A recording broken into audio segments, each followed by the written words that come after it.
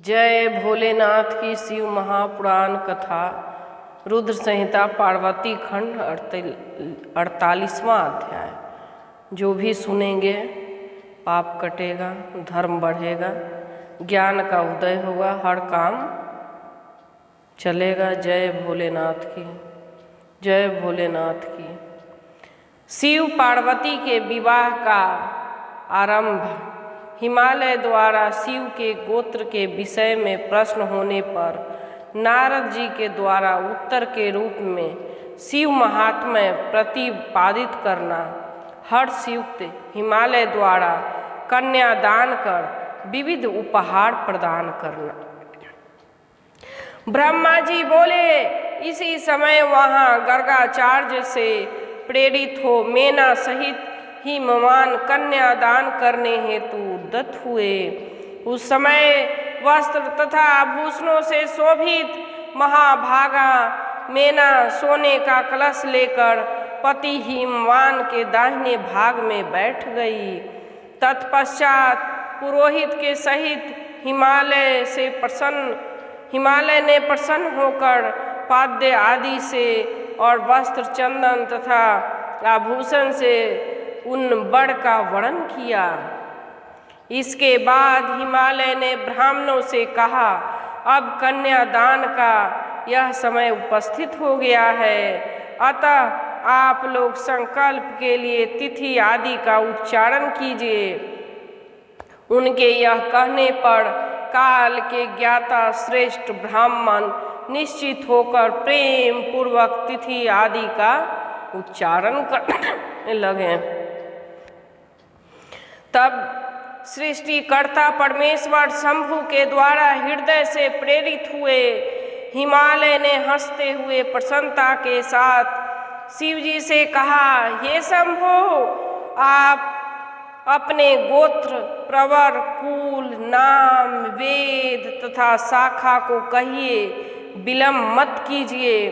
ब्रह्मा जी बोले, उन हिमालय की यह बात सुनकर भगवान शंकर प्रसन्न होते हुए भी उदास हो गए और शोक की योग्य न होते हुए भी शोकायुक्त हो गए। उस समय श्रेष्ठ देवताओं, मुनियों, गंधर्वों, यक्षों तथा सिद्धों ने जब शंकर को निरुत्तर मुख देखा, तब हे नारद, आपने सुंदर हास्य किया।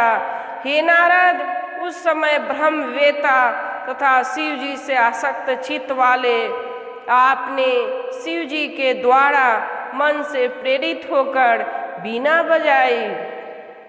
उस समय पर्वतराज विष्णु, मैंने देवताओं तथा सभी मुनियों ने आप बुद्धिमान को ऐसा करने से हठपूर्वक रोका, किंतु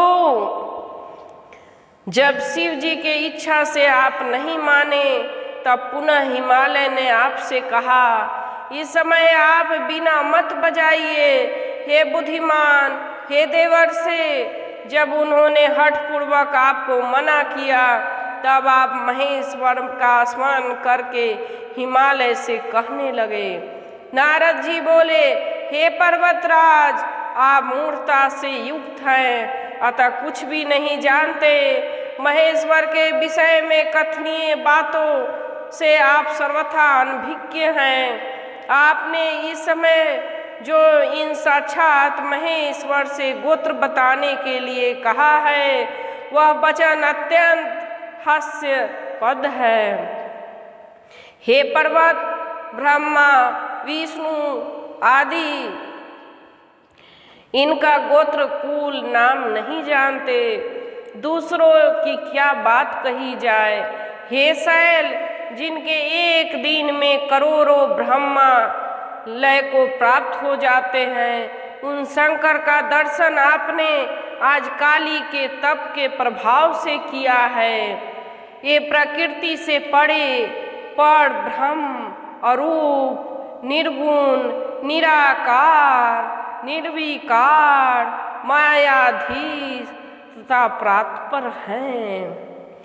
हे स्वतंत्र, भक्त वत्सल और गोत्र, कुल तथा नाम से सर्वथा रहित हैं। ये अपने इच्छा से ही सगुण सुंदर शरीर वाले तथा अनेक नाम वाले से जाने जाते हैं।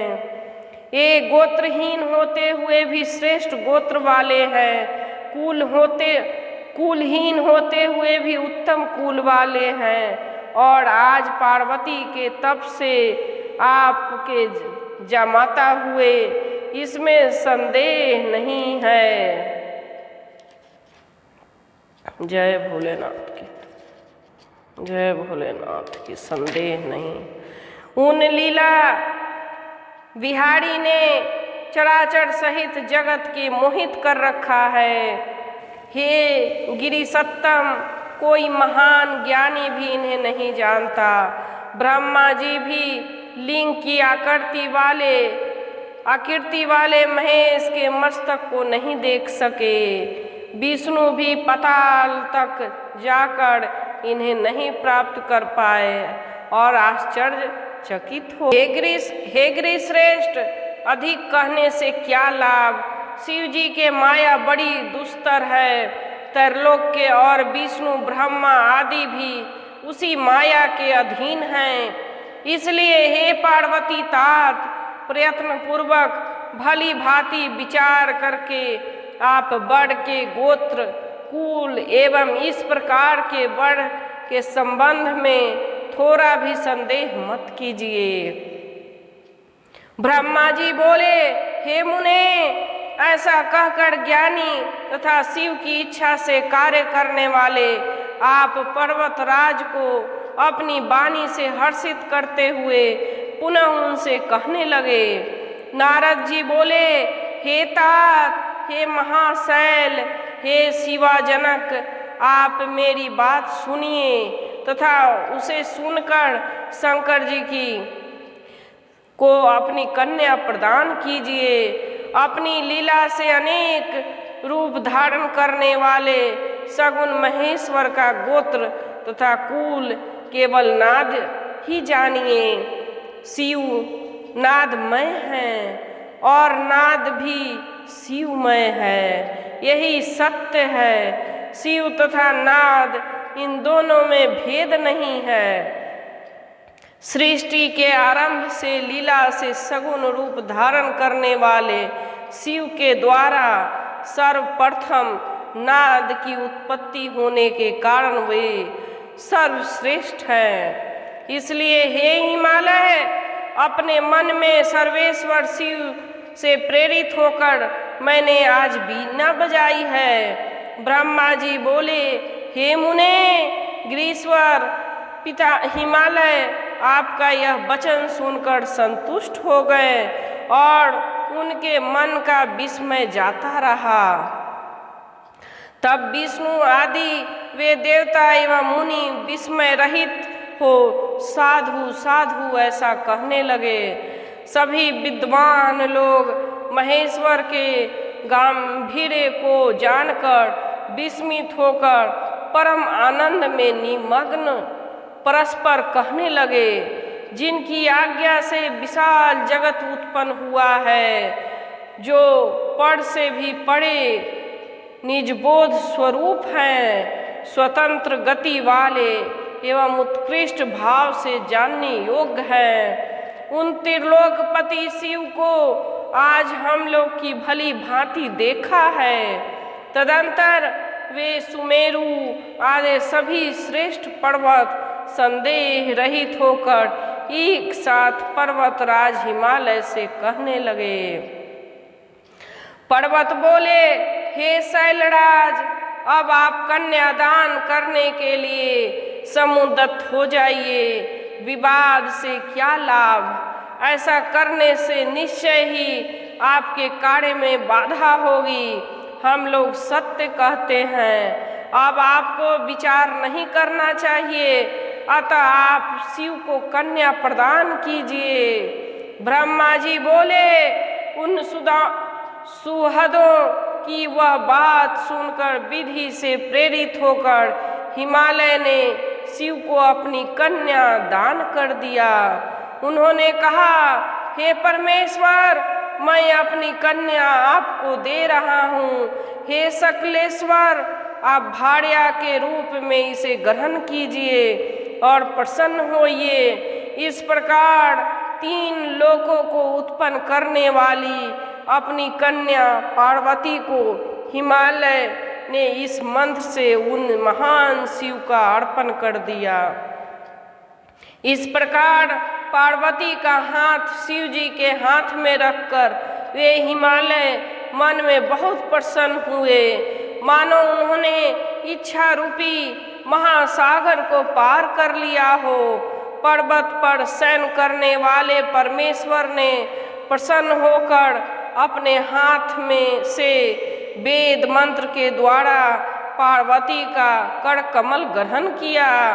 हे मुने, लौकिक गति प्रदर्शित करते हुए पृथ्वी का स्पर्श महादेव जी भी को दात इस काम संबंधी मंत्र को प्रेम पूर्वक पाठ किया। उस समय सर्वत्र आनंददायक महान उत्सव होने लगा और स्वर्ग, भूमि तथा अंतरिक्ष में तीव्र जय ध्वनि होने लगा। सभी लोगों को अत्यंत प्रसन्न होकर साधु शब्द तथा नमः शब्द का उच्चारण किया। गंधर्व गण प्रीति पूर्वक गान करने लगे तथा अप्सराएं नाचने लगी। हिमालय के नगर के लोग भी अपने मन में परम आनंद का अनुभव करने लगे। उस समय महान उत्सव के साथ परम मंगल मनाया जाने लगा। मैं विष्णु, इंद्र, देवता, सभी मुनिगण अत्यंत हर्षित हुए और सभी के मुखमंडल खिल उठे। उसके बाद उन शैलराज हिमालय के अति प्रसन्न होकर कन्यादान की यथोचित सांगता शिव को प्रदान किया।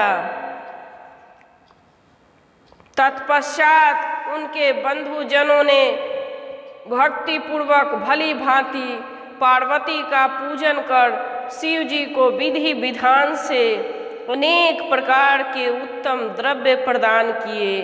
हे मुनीश्वर, हिमालय ने भी प्रसन्नचित होकर पार्वती तथा शिव की प्रसन्नता के लिए अनेक प्रकार के द्रव्य दिए। उन्होंने उपहार स्वरूप नाना प्रकार के रत्न एवं उत्तम रत्नों से जड़ित हुए विविध पात्र प्रदान किए।